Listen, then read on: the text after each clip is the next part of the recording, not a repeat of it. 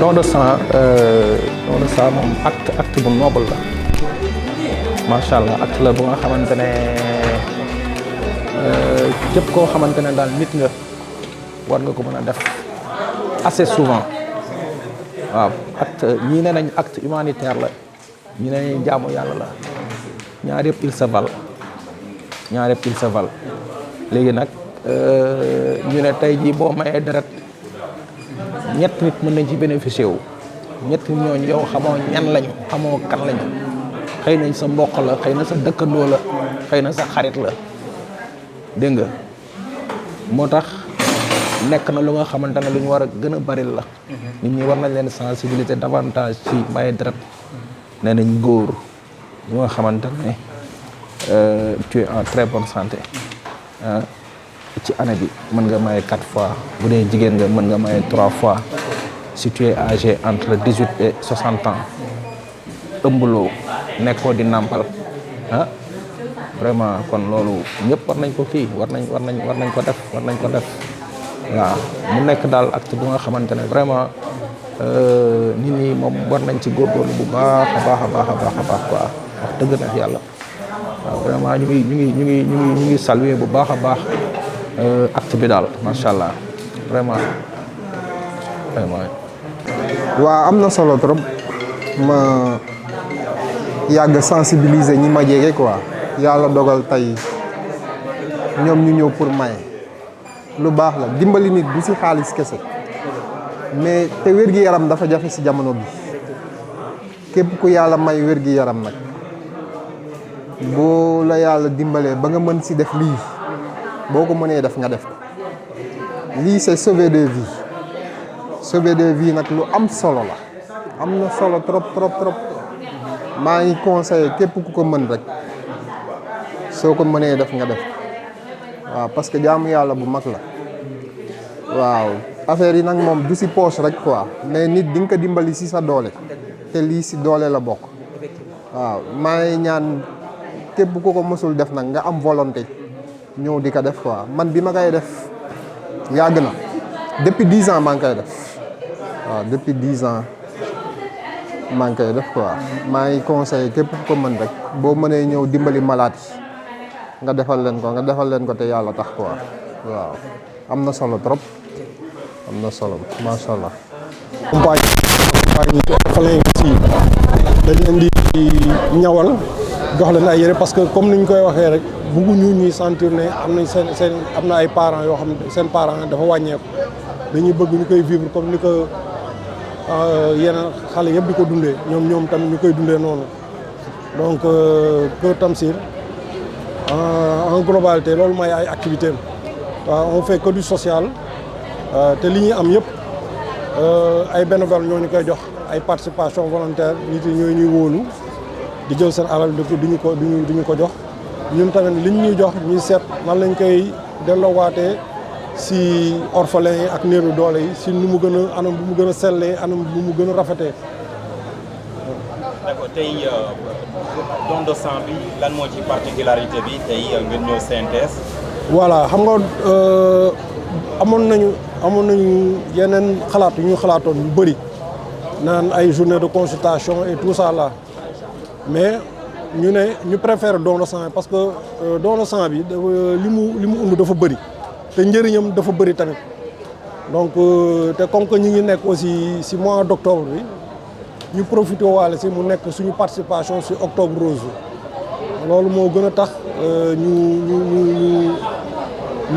ñu organiser don de sang bi ba pare aussi dafay comme ni ma ko waxee si sama njëlbeen wax dafay coïncider ak mois wu anniversaire wu Tamsir donc yooyu yëpp bu ñu ko boolee loolu moo tax ñu choisir don de sang bi mais am na yeneen perspective yoo xamante ne ëllëg bëgg nañu di def ay journée de consultation et tout ça là ba pare dans l'avenir aussi suñuy projet dans l'avenir c'est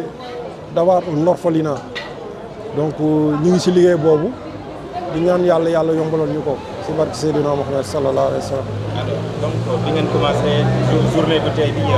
ñaata ci. mooy statistique yi pour le moment mais daal daaw on avait fait 127 ou 125 poches de sang te c'était un record te ren ni ma gisee affluence ni muy demee nii à cette heure-ci vraiment yaakaar naa ni dañ dépassé li ñu defoon daaw incha allah rabbi. Bonjour, je m'appelle El Hadj Seydou Nour Diop, donc je suis le vice-président de l'association Kër Tamsir. Alors parle-nous également aussi de Kër Tamsir et ses activités, dont celle d'aujourd'hui. Ok, donc Kër Tamsir, c'est une association qui a été fondée il y a un peu plus de 3 ans. Donc notre activité tourne essentiellement autour des œuvres sociales. Donc on fait autour des œuvres sociales et également autour des orphelins. Notre activité principale, c'est d'avoir des orphelins, de les assister, de les parrainer. Donc on a mis en place un programme de parrainage des orphelins.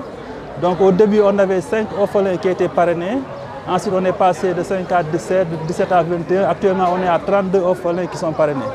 Donc ils sont parrainés par des bonnes volontés qui donnent des cotisations mensuelles.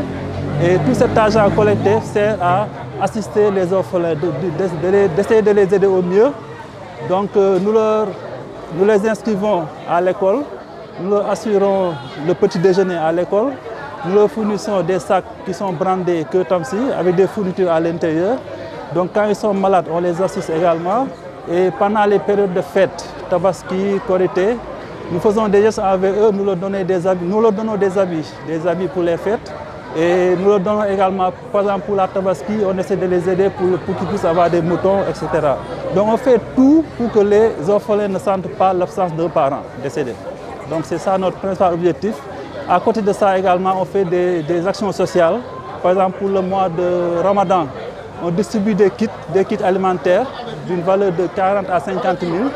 L'année dernière, on a distribué un peu plus de 150 kits. Donc toutes nos activités tournent autour de cela. Donc l'activité de don de sang qu'on a organisée aujourd'hui également, donc comme l'a dit tout à l'heure mon grand frère, les autres activités on y pensait mais ça demandait des moyens comme les consultations gratuites et tout. L'activité de don de sang, la personne peut venir donner de son sang, il n'y aura pas besoin de moyens pour cette activité. Et c'est un acte noble également. Chaque poche de sang peut sauver jusqu'à 3 vies. Raison pour laquelle on a organisé cette activité. Donc on l'a choisi le mois d'octobre parce que le parrain Tamsir, il est né le 20 octobre. Donc chaque année, on essaie de voir le samedi qui est le plus proche du 20 octobre pour organiser l'activité de don de sang. Donc on en est à notre 3e édition. Lors de la première édition, on avait récolté 104 poches. L'année dernière, 127 et cette année, on espère récolter beaucoup plus. Merci. Salam alaikum. Je suis Mamadou Cissé, Institut Pasteur. En même temps, je suis collègue de Mamadou Tamsir Diop, je suis supérieur N+ à l'Institut. Alors parlez-nous de Tamsir mi ngeen bokkoon liggéey donc ak li nga xamante ne loolu lañ koy rendre hommage donc. Alors wax ci Tamsir dina xaw a compliqué parce que c'est un homme je pense que multidimensionnel juste li ñu nekk di def nii c'est à l'image des œuvres sociales yi nga xam ne nii mu ngi ko doon def donc du coup xam naa ni wax nañ ko waxati si mais dafa daan am ay actes sociaux yoo xam ne dafa daan def yu bëri mais en toute discrétion donc xam naa ci loolu la moo tax association bi juddu ba pare continuer di wéy di def en sorte que nit ku nekk nga nekk jirim wala lépp loo mën doon nga bañ a sentir seul xam ne am na ay nit ñoo xam ne nii ñu ngi def te yàlla tax pour ñëpp nekk au même pied donc je pense que c'est à l'image du parrain Mamadou Tamsir mi doon def de telle manière que ñëpp dañuy yem quel que soit ce niveau quel que soit ce rang social nga am li nga xam ne nii moom nga yelloo pour mën a am benn vie bu décente. Donc au-delà donc du parcours également de l'homme mais l'activité également bi ñu def nii également donc est-ce que aujourd'hui l'objectif bi nga xamante ne donc moom la association bi daal di bëgg est-ce que au fil de cette 3e édition gis nañu si des avancées également pour aussi. Oui waaw naturellement donc du coup da ngay gis ni chaque année affluence bi day gën a yokk non seulement si activité non pas si activité don de sang bi rek mais si yeneen activités yu bëri da ngay gis ni mbir mi mu ngi gën a yokk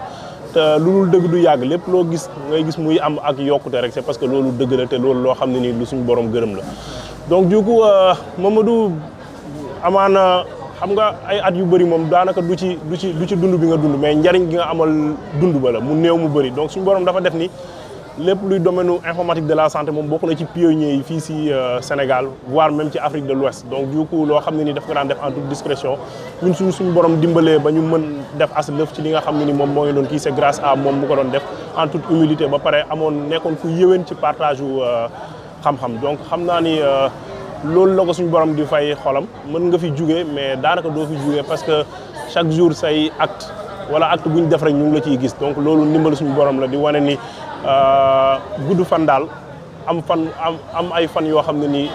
néew na waaye am na njariñ mu néew mu bëri waaye am na njariñ moo ko gën te loolu da koy firndeel tey jii nii si association Mamadou Tamsir. bu ñu ñëwaatee donc ci activité d'aujourd'hui don de sang bi. tey mën nga ñu defal donc vraiment le sens vraiment de donner de son sang pour sauver des vies loolu c'est des actes courageux à saluer. Alors aujourd'hui le Sénégal donc ñu bëri ñu ngi wax ni des femmes manquent de sang bi. waaw maye deret moom dafa nekk loo xam ne nii pour man nit ku nekk boo nekkee góor juróom benn weer wala ñeenti weeru ne war nga koo def boo nekkee jigéen tamit kazalika pour man chaque jour ay nit a ngi nekk ci hôpitaux yi ñoo xam ne nii dañuy soxla deret donc yow suñu borom su la dimbalee nga am kàttan am wér am faculté yi nga am yëpp donc pour man yoon la saa yoo sentiree ni sa date bi nga war a dem joxe ji jot na rek nga def ko xam naa ni Tamsir tamit moom jugul woon ci loolu noonu et amaana joxe deret daanaka benn poche nit ñu bëri mën nañ cee jariñu parce que deret bi am na ay ferñeent yu bëri yu nekk ci biir yoo xam ne nii jëfandikukaay yi mën na bañ a bokk donc di lancer un appel à tout le monde sama commencé ko ci sama soññ sama bopp soññ sama collègue Institut Pasteur ak sama yeneen camarades yi que saa yu ñu sentiree ni le besoin est là bañ a toog bañ a xaar am benn urgence jug dem maye ji deret xam ni de la même manière ni ngay saraxee de la même manière ni ngay defee yeneen acte jaamu yàlla yi moom tamit jaamu yàlla bu fort boo xam ne nii yàgg digganteeg suñu borom rek la te amul ngistal donc je pense que loolu lu am importance la et message bu ñuy lancé à ce que nit ñi di góorgóorlu ci di joxe seen deret d'autant plus que amul benn gàllankoor ci sa wér-gu-yaram. Merci, je vous en prie. Bonjour, je m'appelle Maïmouna Touré, plus connue sous le nom de Maïa.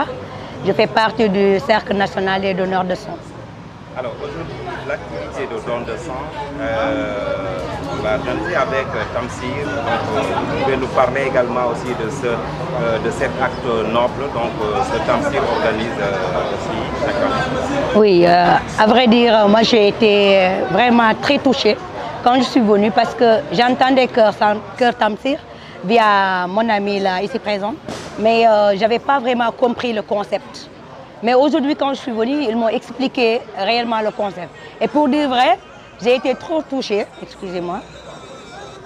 j'ai été très touchée d'avoir vu en fait l'ampleur de ce qu'ils sont en train de réaliser. Parce que, à vrai dire,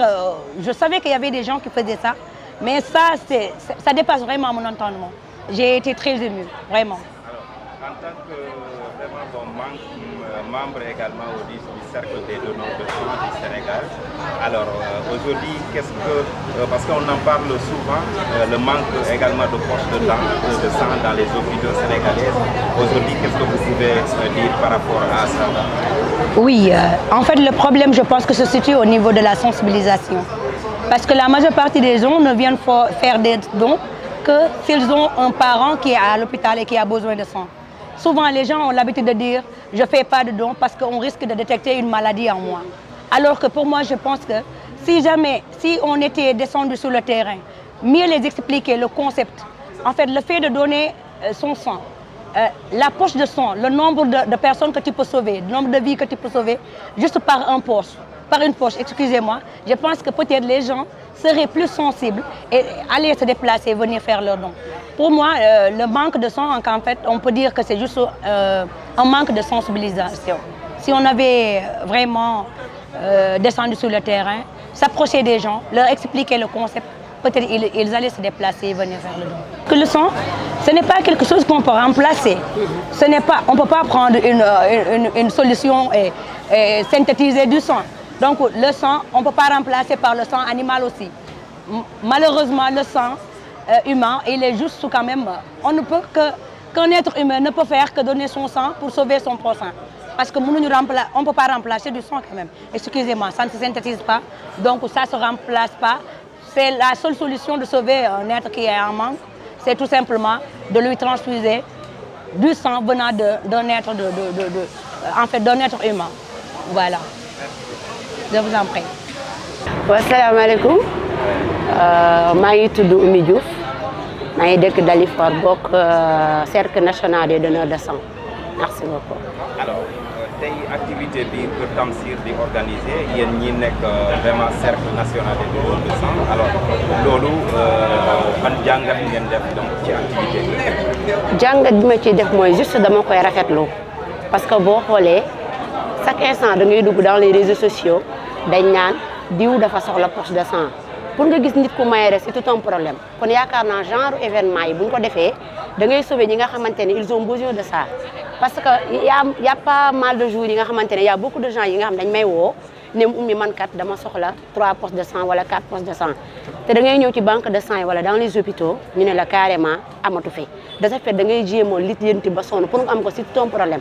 xaw ma nag c'est pas peut-être li sama xarit bi wax la manque de sensibilisation ñu ci bëri dañ koo ragal dañ naan dama ragal a dem di maye ñu gis dara ci man wala quelque chose kon yaakaar naa bu ñu gisee comme association Kër Tamsir di def lii dañ koy rafetlu di leen ci encourager di woo ñeneen ñuy def comme ñoom parce que on a besoin de ça les hôpitaux du Sénégal dañoo manqué de sang chaque jour da ngay gis y a pas mal de gens qui le demandent matin midi soir te yaakaar na bu ñu amee genre ces activités là rek dina mën a lijjanti lu bëree bëri ba par rapport à ce problème. tey ñu gis ne comme li nga wax ni donc manque de sang. alors fan la ñu war a teg daal vraiment bon jéego yi pour loolu mën a ñàkk fii. yaakaar naa juste lépp boo gisee bu ñu bëggee pour mu deñ juste sensibilisation la on doit beaucoup sensibiliser sur ça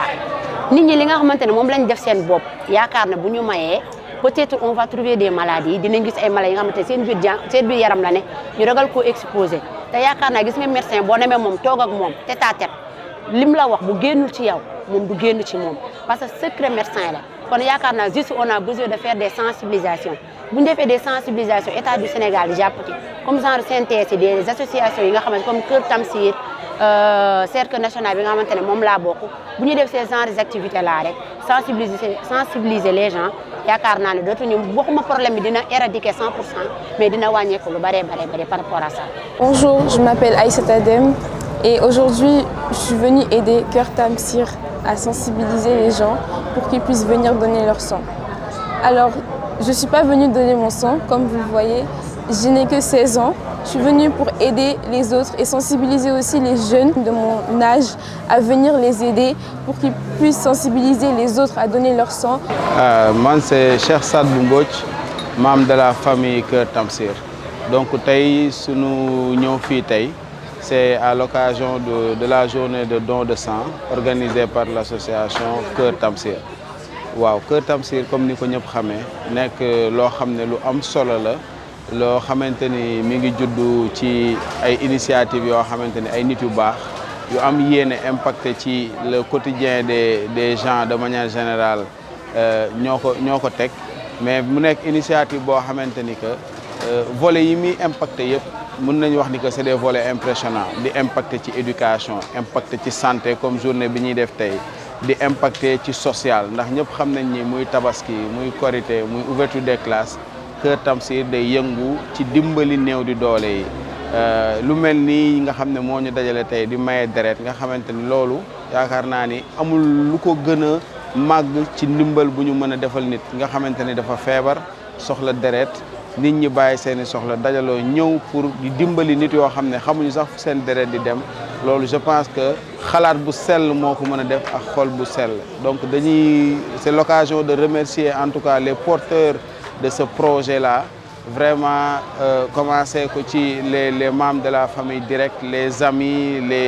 les voisins et tout le monde parce que tout le monde est de la même famille de Kër Tamsir donc di remercier ñëpp di rafetlu journée bi di ñaax ñëpp di ñaax sunu bopp ci yeneeni occasion yi nga xamante ni ci la Kër Tamsir jëm muy les autres actions yi nga xamante ni chaque jour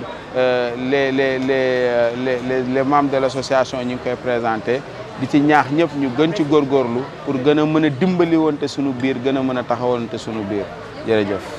asalaamaaleykum wa rahmatullah ñoo ngi leen di nuyu ci seen tur ak seen sant di sant suñu borom di julli ci yonent yàlla Muhammad sallallahu alayhi wasallam man la Makodou Ndiaye nekk trésorier général bu association Kër Tamsir waaw Kër Tamsir de li ko tax a jóg mooy Tamsir Modou Diop ci boppam mi nga xam ne